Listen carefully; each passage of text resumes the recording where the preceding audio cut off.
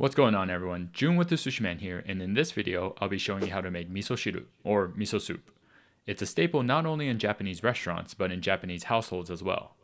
Each family has their own recipe, and the one I'm sharing with you today is a traditional and classic one that my mom used to make when I was a little kid, and still my favorite to this day. Stay tuned and you'll see just how simple it is to make. And if you enjoy my videos and want to learn more about sushi and Japanese cuisine, check out my book, How to Make Sushi at Home, a fundamental guide for beginners and beyond. It has tons of step-by-step guides with full color photos for each step, and will for sure level up your culinary skills. I'll leave some links below for those that are interested. Alright, without further ado, let's get right into it.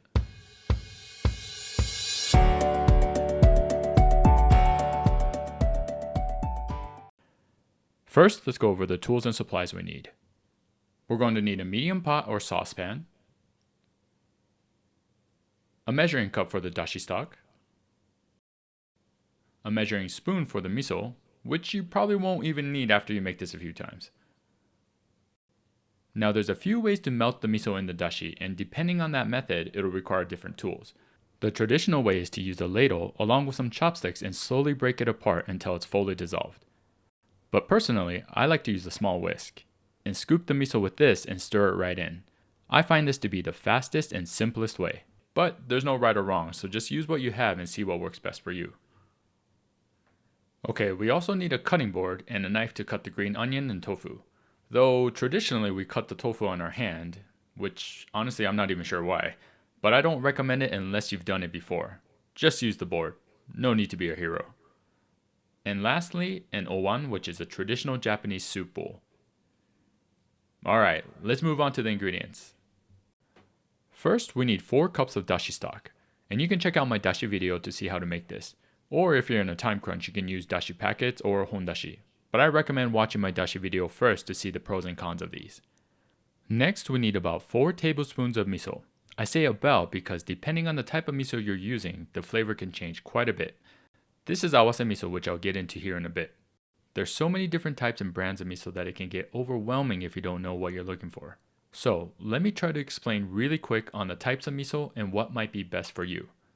So there's 2 main types of miso, shiro miso, which translates to white miso, and aka miso, which is red miso. White miso is lighter in color, hence the name, and also has a lighter, a bit sweeter, and less intense flavor. Red miso, on the other hand, is much darker and has a saltier and bolder flavor to it.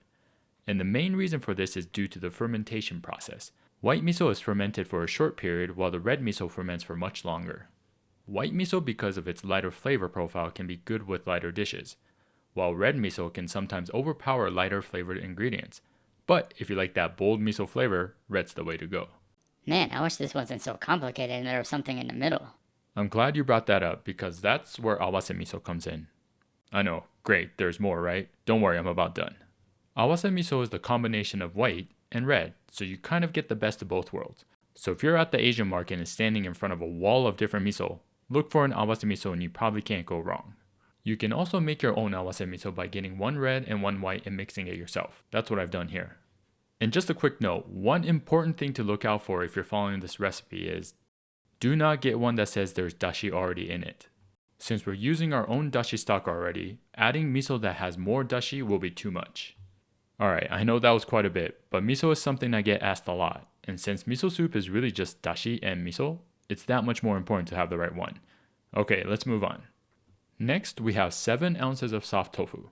You can also use silken if you can't find soft. And if you can find the 14-ounce pack, then you just cut it in half, and then I like to wrap it in a paper towel for a bit to get the excess moisture out. Then we have about 2 tablespoons of dried wakame, which is dried seaweed. But don't get it confused with the dried seaweed that we use for sushi. This one usually comes in a pack like this. And there's a bunch of different brands, but it should look similar and can be found in the seaweed section at Asian markets. And don't worry, I'll leave links for some of these items below if you're not able to find them locally. Lastly, we have a couple green onions, which I've already cut off the end and washed.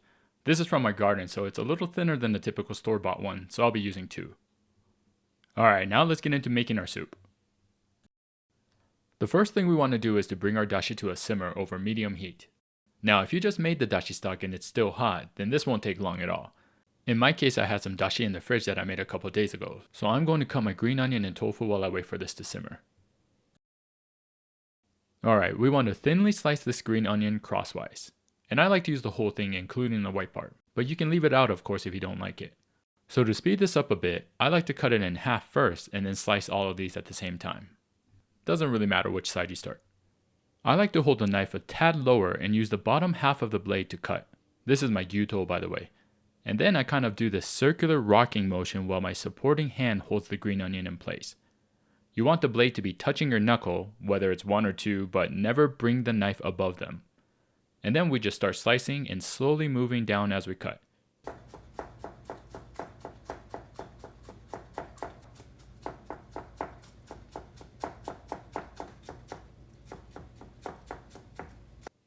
And there you go. Now we'll just move this off to the side and cut the tofu. Alright, the tofu should be cut down into roughly 1/2 inch by 1/2 inch cubes. You can do this however you feel comfortable. You can cut it parallel first, from the top, or on your hand, whatever works for you. I'll start by cutting it this long way. So again, about 1/2 inch wide. It's about 1, 2, and then I'll slide the knife under the tofu and flip it on its side. Then we cut down the long way again. 1, 2, 3.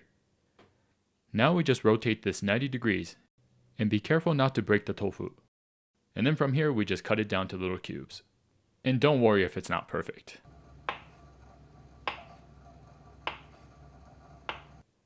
And that's it. That was probably the hardest part. Now we just basically combine this all together with the dashi. So once the dashi starts to simmer, we'll add the miso in. I'm just going to use my whisk here and stir it right in, which I find to be the easiest way. But as I mentioned before, you can put the miso in a ladle and dunk it right in. Then use chopsticks or a fork and slowly mix in the miso with the dashi. Whichever method is fine.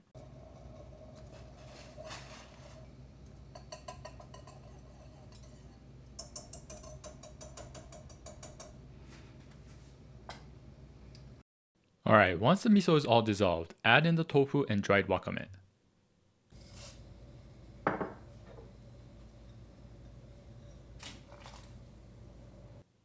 Now we bring this to a light simmer and then turn off the heat. Make sure you don't boil it. Boiling miso soup will alter its flavor and not in a good way.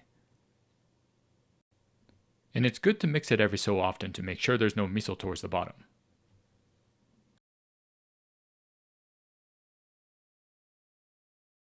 Alright, it's starting to simmer lightly, so I'm going to turn this off. And now it's ready to serve. So I'm going to put some into my bowl here, and then add some green onion. And there you have it. Traditional, simple, classic, and soul-warming. Not to mention it's great for hangovers. You're welcome. And now that you know how to make miso soup, you definitely have to make some sushi to go along with it. Check out these other videos here, or here, wherever they are. Alright, that's it from me. Hope you enjoyed the video and you found it helpful. Don't forget to like and subscribe and also let me know in the comments if you have any questions. I'll see you on the next one. Arigatou gozaimasu.